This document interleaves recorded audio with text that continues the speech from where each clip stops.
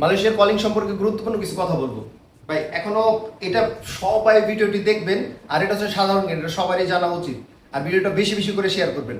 আপনার ভাই ব্রাদার বন্ধু বান্ধব আত্মীয় স্বজন যে কেউ যদি মালয়েশিয়া আসতে চায় তার জন্য এই কথাগুলো, আমি যে কথাগুলো বলবো এখন, এগুলো অনেক গুরুত্বপূর্ণ। হ্যাঁ, এখন মেন পয়েন্টে আসি। মালয়েশিয়া আসতে হলে আপনার প্রথমেই যেটা লাগবে সেটা হচ্ছে 18 থেকে 45 বছর পর্যন্ত আপনি মালয়েশিয়াতে আসতে পারেন। 18 নিচেও না, আবার হচ্ছে 45-এর উপরেও না। তো এই বিষয়টা মাথায় রাখবেন, ঠিক আছে?